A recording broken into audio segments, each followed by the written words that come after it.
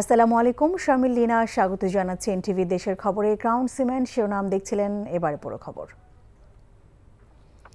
গণঅভ্যুত্থানে যেসব পুলিশ অপরাধ করেছে তাদের বিচার হবেই উল্লেখ করে অন্তর্বর্তীকালীন সরকারের প্রধান উপদেষ্টা অধ্যাপক মোহাম্মদ ইউনূস বলেছেন, যারা কোনো অপরাধ করেনি তারা নির্ভয়ে দায়িত্ব পালন করবে এবং দেশের আইনশৃঙ্খলা পরিস্থিতির উন্নয়নে কাজ করবে। আজ দেশের সকল বিভাগীয় কমিশনার ও কয়েকটি জেলার জেলা প্রশাসকদের সাথে ভিডিও কনফারেন্সকালে তিনি এসব কথা বলেন। গণঅভ্যুত্থানের কারণে মাঠ প্রশাসনের কাজে যে স্থবিরতা এসেছিল তা গতিশীল করার উপর গুরুত্ব আরোপ করেন doctor Yunus. Nazrana Chowdhury report. ৮ August দায়িত্ব নেওয়ার পর অন্তর্বর্তীকালীন সরকারের প্রধান উপদেষ্টা সোমবারই প্রথম মাঠ প্রশাসনের কর্মকর্তাদের সাথে একযোগে বৈঠক করলেন। প্রধান উপদেষ্টার তেজগাঁও কার্যালয় থেকে ভিডিও কনফারেন্সের মাধ্যমে ঢাকা, চট্টগ্রাম, ময়মনসিংহ ও সিলেট বিভাগের বিভাগীয় কমিশনার এবং এর আওতাধীন ৩১ জেলার জেলা প্রশাসনের কর্মকর্তাদের সাথে আলোচনা করেন। অভ্যুত্থান পরবর্তী সময়ে গণ অভ্যুত্থানের স্পিরিটকে ধারণ করে জনগণের সেবা নিশ্চিত করার লক্ষ্যে কাজ করার জন্য মাঠ পর্যায়ে দায়িত্বরত কর্মকর্তাদের প্রতি আহ্বান জানান প্রধান উপদেষ্টা। একটা বড় পরিবর্তনের সুযোগ সৃষ্টি হয়েছে। এই সুযোগটা যদি আমরা না বুঝি তাহলে বোধহয় আমরা ব্যর্থ হলাম। উপর থেকে হয়তো যা যা কাগজপত্র নির্দেশ যাচ্ছে সেটা একরকম ভাবে আসবে, নিজের থেকে সেটাকে সম্প্রসারিত করতে হবে যে আমরা এই পরিবর্তনটা আমরা চাই এই দেশের নাগরিক হিসেবে।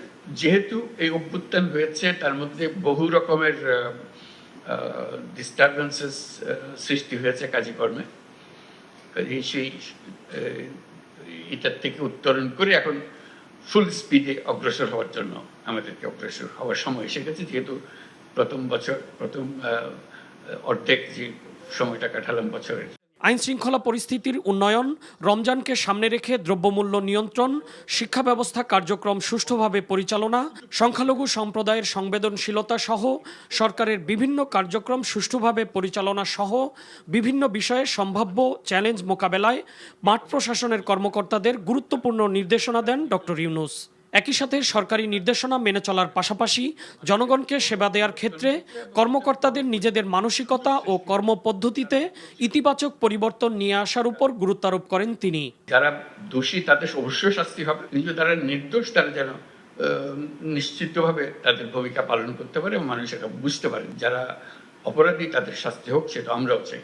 শান্তি শৃঙ্খলা যেটা বিঘ্নিত হয়েছে সেটা এখন জোরদার করবো। শুধু আগের পর্যায়ে ফিরে যাবো তা না, আগের চাইতে সুন্দরভাবে করবো আমরা।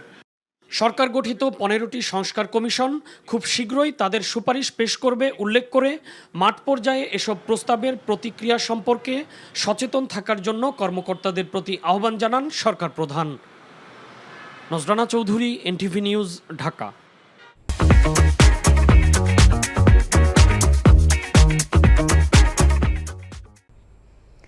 কক্সবাজারের টেকনাফে নীলা জাদিমোড়া পশ্চিম পাহাড় থেকে বন বিভাগের 17 শ্রমিক অপহরণের শিকার হয়েছে। দুপুরে বিষয়টি নিশ্চিত করেছেন উপজেলা নির্বাহী কর্মকর্তা শেখ এহসানউদ্দিন। বলেন, নীলা জাদিমোড়া এলাকা থেকে ফরেস্ট সহ 17 জন অপহরণের শিকার হয়। টেকনাফ বন বিভাগের রেঞ্জ কর্মকর্তা আব্দুর রশিদ বলেন, প্রতিদিনের ন্যায় সকালে পাহাড়ে কাজ করতে গেলে 17 জনকে অপহরণ করে নিয়ে যায় দুর্বৃত্তরা। এই ঘটনায় পুলিশ, উপজেলা প্রশাসন সহ আইনশৃঙ্খলা বাহিনীর সদস্যরা তাদেরকে উদ্ধারের চেষ্টা চালাচ্ছে, তবে অপহরণের সংখ্যা বাড়তে পারে।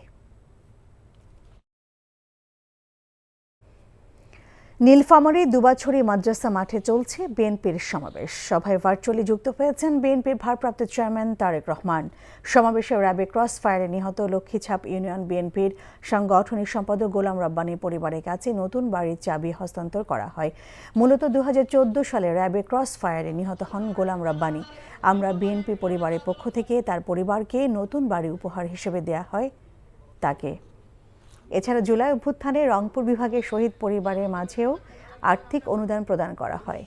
অনুষ্ঠানে বিএনপি সিনিয়র যুগ্ম মহাসচিব রুহুল কবির রিজভী, সাংগঠনিক সম্পাদক আসাদুল হাবিব দুলু বক্তব্য রেখেছেন। জনসভায় ভার্চুয়ালি যুক্ত হয়ে বক্তব্য রাখছেন বিএনপির ভারপ্রাপ্ত চেয়ারম্যান তারেক রহমান। আমরা চাই না আর কোনো পরিবার এই দুঃখ কষ্টের মধ্যে দিয়ে যাক।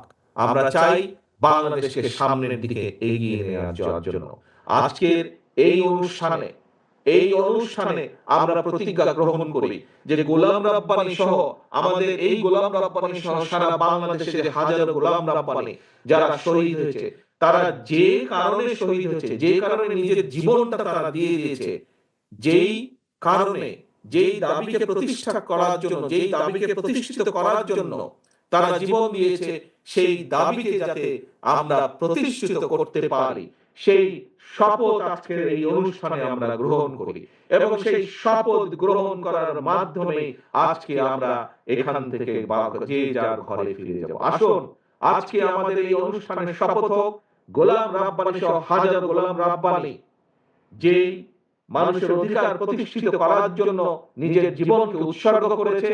ইনশাআল্লাহ আমাদের জীবনের শেষ দিন পর্যন্ত আমাদের চেষ্টা অব্যাহত থাকবে এই দেশে বাংলাদেশের মানুষের অধিকারকে প্রতিষ্ঠিত করার জন্য। প্রিয় ভাই বোনেরা, এই বক্তব্য রেখে আমি আপনাদের কাছ থেকে ইনশাআল্লাহ বিদায় নিচ্ছি। দোয়া করবেন যাতে আমি দ্রুত আপনাদের মাঝে ফিরে আসতে পারি। দোয়া করবেন যাতে এই এলাকায় যেভাবে দেশে থাকতে শীতের সময় এই এলাকায় এসে দুস্থ মানুষের পাশে দাঁড়াতে পারতাম আমি, আবার যেন ভবিষ্যতে সেরকম গম্বল নিয়ে সোয়েটার নিয়ে দুস্থ মানুষের পাশে দাঁড়াতে পারি। সেই দোয়াতে আপনাদের সকলের কাছ থেকে বিদায় নিচ্ছি। আল্লাহ হাফেজ। বাংলাদেশ জিন্দাবাদ। বাংলাদেশ জাতীয়তাবাদী দল জিন্দাবাদ। জামায়াতে ইসলামী আমির ডক্টর শফিকুর রহমান বলেছেন, দেশ ও জাতির স্বার্থে ঐক্যবদ্ধ হয়ে সবাইকে ঐক্যবদ্ধ হতে হবে। দুপুরে দিনাজপুরে বীরগঞ্জ সরকারি কলেজ মাঠে পথসভায় তিনি একথা বলেন। বাংলাদেশ হবে কল্যাণকর রাষ্ট্র, এদেশে কোনো ধর্ম বর্ণ ভেদাভেদ থাকবে না, সকলেই হবে এদেশের সম্মানিত নাগরিক। তিনি বলেন, আওয়ামী লীগ সরকার অন্যায়ভাবে জামায়াতে ইসলামীর শীর্ষস্থানীয় 11 জন নেতাকে বিচারের নামে হত্যা করেছিল। আমরা এমন একটি জাতি চাই, দেশ চাই, যেখানে অফিস আদালত ও কাছারিতে কোনো ঘুষের বাণিজ্য আর চলবে না, যেখানে কোনো চাঁদাবাজ আর হাত বাড়াবে না, যেখানে কোনো দখলদারের কোনো অস্তিত্ব থাকবে না, এমন একটি বাংলাদেশ আমরা চাই। আমাদের মা বোনেরা তারা ঘরে বাইরে সর্বত্র ইজ্জত এবং নিরাপত্তার সাথে তাদের দায়িত্ব পালন করবেন।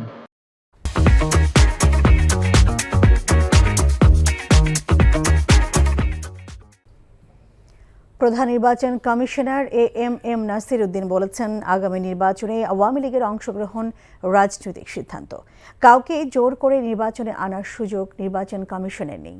সকালে চট্টগ্রাম সার্কিট হাউস মিলনায়তনে আয়োজিত মত বিনিময় সভায় তিনি এমন মন্তব্য করেন। ভোটার তালিকা হালনাগাদ ও ত্রয়োদশ জাতীয় সংসদ নির্বাচন উপলক্ষে বাংলাদেশ নির্বাচন কমিশন এই সভার আয়োজন করে। সভায় চট্টগ্রাম বিভাগের বিভিন্ন জেলার নির্বাচন কর্মকর্তারা অংশ নেন। সিইসি বলেন, বিগত 3টি জাতীয় সংসদ নির্বাচনের মতো আগামীতে কোনো নির্বাচন হবে না। আগামী নির্বাচনে আওয়ামী লীগ সহ 3-4টি দলের অংশগ্রহণ রাজনৈতিক ও আদালতের উপর নির্ভর করছে।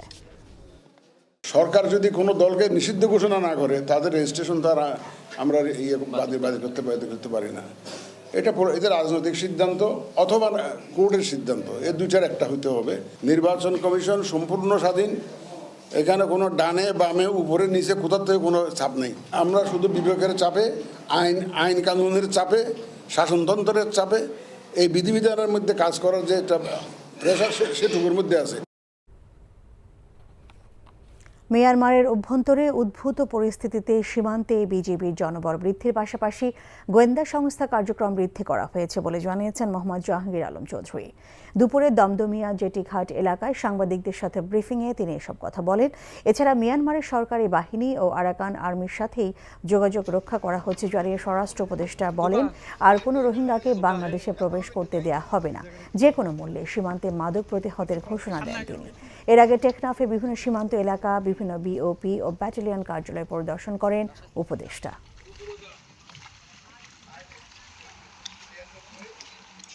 ইতিমধ্যে মায়ানমার সীমান্তে সকল বিওপিতে জনবল বৃদ্ধি করা হয়েছে এবং অন্যান্য বাহিনীরও জনবলও বৃদ্ধি করা হয়েছে। সীমান্তবাসী ও দেশবাসীকে জানাতে চাই, আপনাদের ভয়ের কোনো কারণ নেই। সীমান্ত সম্পূর্ণভাবে আমাদের নিয়ন্ত্রণে রয়েছে। নানা অজুহাতে লোকসান দেখিয়ে খুলনা জুট মিলগুলো একে একে দখল করেছিলেন স্বৈরাচার আওয়ামী লীগ সরকারের সাবেক শ্রম ও কর্মসংস্থাপন প্রতিমন্ত্রী বেগম মুন্নুজান সুফিয়ান। একা নয়, পুরো পরিবারকে দখল বাণিজ্যে কাজে লাগিয়েছেন তিনি। এছাড়া হাজারো একর জমি দখল, নিয়োগ বাণিজ্য, টেন্ডার সহ আরও নানা অভিযোগ তার বিরুদ্ধে। 5 আগস্টের পর তিনি আত্মগোপনে চলে গেলেও অনেকেই ফিরে পেয়েছেন তাদের মিল জমি জমা। আজিজুল ইসলামের ক্যামেরায় খুলনা থেকে মোহাম্মদ আবু তৈয়বের পাঠানো রিপোর্টে দেখুন বিস্তারিত। এমনও কি আমি যে গাড়িতে চড়ি ওই গাড়ি স্বৈরাচার আওয়ামী লীগ সরকারের সাবেক শ্রম ও কর্মসংস্থান প্রতিমন্ত্রী বেগম মুন্নুজান সুফিয়ান সাদাসিধে এ চেহারার ভিতরে লুকিয়ে ছিল ভয়ঙ্কর রূপ। প্রতিমন্ত্রী থাকাকালে খুলনায় একচ্ছত্র আধিপত্য ছিল, বিশেষ করে জুট মিলগুলো ছিল তার কুনজরে। মুন্নুজান একা নয়, তার পরিবারের সদস্যরা প্রভাব প্রতিপত্তি খাটিয়ে হাজার কোটি টাকার মালিক বনে গেছেন। শ্রমিকদের কথা না ভেবে নানা মিথ্যে অজুহাতে লাভজনক জুট মিলগুলো 2020 সালে বন্ধ করে দেন তিনি। এরপর শুরু হয় দখল বাণিজ্য। অভিযোগ আছে শ্রম প্রতিমন্ত্রীর ভাই শাহাবুদ্দিন, তার মেয়ে শামীমা সুলতানা, বোনের ছেলে ইয়াসিন সহ পরিবারের সদস্যরা কয়েকটি বেসরকারি পাটকল দখল করে নেয়। তার বিপুল সম্পত্তির খোঁজ পাওয়ার পর অনুসন্ধানে নামে দুদক। মুন্নুজান সুফিয়ান যেহেতু দখল করে আছে, তার একটা ক্ষমতা আছে। আমি তো জেলা প্রশাসন, পুলিশ প্রশাসন অনেক দরখাস্ত দিছি, বাট কোনো it will brings no fruit. আজকে যদি এই আওয়ামী লীগ থাকতো আমি এখানে আজও ঢুকতে পারতাম না। মুন্নুজান সুফিয়ান, শাহাবুদ্দিনের বউ, লিঙ্কন সহ আরো অনেকে জড়িত আছে এবং প্রতি মাসে 30 লক্ষ টাকা এখান থেকে নিত। প্রতিমন্ত্রীর পরিবারের এই দখল বাণিজ্যে সহায়তা করেন খুলনা শ্রম অধিদপ্তরের সাবেক পরিচালক মিজানুর রহমান। প্রতিমন্ত্রীর আস্থাভাজনের কারণে পদোন্নতি সহ নানা সুযোগ সুবিধা পেয়েছেন তিনি। সে হয়েছে মন্ত্রী, এই মন্ত্রণালয়ের মন্ত্রী, এই মন্ত্রণালয়ের মন্ত্রী না সে। আমি হলাম ডিভিশনাল অফিসার। তো অ্যাজ এ প্রোটোকল হিসাবে তো আমার যাইতে, আমার মন্ত্রী যদি বলে যে তুমি আমার কথা শোনো, তাহলে আমি কোথায় বসবো? আমি তো অস্বীকার করছি না। আমার তো সে 10 বছরের মন্ত্রী ছিল এই এলাকায়। সম্প্রতি বন্ধ হওয়া পাটকলের শ্রমিকরা মুন্নুজান পরিবারের বিচার দাবিতে বিক্ষোভ করেছে। বেগম মুন্নুজান সুফিয়ানের পরামর্শে আমাদের 5টি ঝুট মিলে 1টি টাকা এখন বন্ধ দেয়নি। ইতিমধ্যে দুর্নীতি করে অনেক টাকা আত্মসাৎ করেছে। আমাদের জোর করে মিল বন্ধ করে আমাদের বকেয়া দেয়। স্বৈরাচার সরকারের পতনের পর বেগম মুন্নুজান সুফিয়ান তার পরিবারের সদস্যরা আত্মগোপনে রয়েছেন। NTV news desk. ফ্যাসিবাদের দোসর আওয়ামী লীগের লোকজন পরিস্থিতি ঘোলাটে করার চেষ্টা করছে বলে অভিযোগ করেছেন বিএনপির ফরিদপুর বিভাগীয় সাংগঠনিক সম্পাদক শামা ওবায়েদ। দুপুরে ফরিদপুরে নগরকান্দা ও সালথা উপজেলার অসহায় ও সুবিধাবঞ্চিত মানুষের মাঝে কম্বল বিতরণকালে তিনি এসব কথা বলেন। বিএনপি কথা বলার রাজনীতি নয়, বাস্তবভিত্তিক রাজনীতি করে। জনকল্যাণ ও দেশের স্বাধীনতা সার্বভৌমত্ব রক্ষা বিএনপির রাজনীতির মূল লক্ষ্য বলেও জানান শামা ওবায়েদ। শীতবস্ত্র বিতরণ অনুষ্ঠানে ঢাকা মহানগর উত্তর যুব দলের যুগ্ম সম্পাদক আবুল হোসেন টিটু সহ স্থানীয় বিএনপি নেতাকর্মীরা এ সময় উপস্থিত ছিলেন। জাহাঙ্গীরনগর বিশ্ববিদ্যালয়ে আইন অনুষদের নিজস্ব ভবনের দাবি সহ 3 দফা দাবিতে আমরণ অনশন করছেন 3 শিক্ষার্থী। গতকাল দুপুর 3টা থেকে বিশ্ববিদ্যালয়ের পুরাতন রেজিস্ট্রার ভবনে তারা এই আমরণ অনশনে বসেন। শিক্ষার্থীরা জানান, জাহাঙ্গীরনগর বিশ্ববিদ্যালয়ে আইন অনুষদে প্রায় 14 বছর হলেও মাত্র একটি ক্লাসরুম দিয়ে চলছে শ্রেণী কার্যক্রম। গত 11 আগস্ট থেকে ভবনের দাবিতে আন্দোলন করে ও প্রশাসনের দ্বারে দ্বারে ঘুরেও কোনো সুস্পষ্ট সিদ্ধান্ত পাওয়া যায়নি। একই দাবিতে পুরাতন রেজিস্ট্রার ভবনের সামনে অবস্থান কর্মসূচি পালন করছে অন্যান্য শিক্ষার্থীরা। খুলনা মহানগর আওয়ামী লীগের দপ্তর সম্পাদক মাহবুব আলম সোহাগকে গ্রেফতার করেছে পুলিশ। রোববার রাতে তাকে নগরীর তারের পুকুর এলাকা থেকে গ্রেফতার করে নগর ডিবি পুলিশ। বিষয়টি নিশ্চিত করে মহানগর ডিবি পুলিশের ওসি তৈমুর আলম বলেন, গোপন সংবাদের ভিত্তিতে নগরীর তারের পুকুর এলাকার হাজী মেহের আলী সড়কের একটি বাড়িতে অভিযান চালিয়ে তাকে গ্রেফতার করা হয়। আজ আদালতে মাহবুব আলম সোহাগকে উপস্থাপন করা হলে 3টি মামলায় গ্রেফতার দেখিয়ে কারাগারে পাঠানো হয়েছে তাকে। নানা আয়োজনে দেশের বিভিন্ন স্থানে তারুণ্য উৎসব 2025 শুরু হয়েছে। সকালে বরগুনা জেলা শিল্পকলা একাডেমি মিলনায়তনে এই উৎসবের উদ্বোধন করেন জেলা প্রশাসক মোহাম্মদ শফিউল আলম। এর আগে জেলা প্রশাসনের আয়োজনে একটি বর্ণাঢ্য র্যালি শহরের প্রধান প্রধান সড়ক প্রদক্ষিণ করে। তারুণ্য উৎসব উপলক্ষে সিরাজগঞ্জে জেলা প্রশাসক কার্যালয়ের সামনে থেকে একটি র্যালি বের হয়। এর আগে বেলুন ও পায়রা উড়িয়ে র্যালির উদ্বোধন করেন জেলা প্রশাসক মোহাম্মদ নজরুল ইসলাম। ঝালকাঠিতে নতুন বাংলাদেশ গড়ার লক্ষ্যে 1 মাস 20 দিন ব্যাপী তারুণ্য উৎসবের উদ্বোধন করেন জেলা প্রশাসক আশরাফুর রহমান। পরে জেলা শিল্পকলা একাডেমি মিলনায়তনে আলোচনা সভা অনুষ্ঠিত হয়।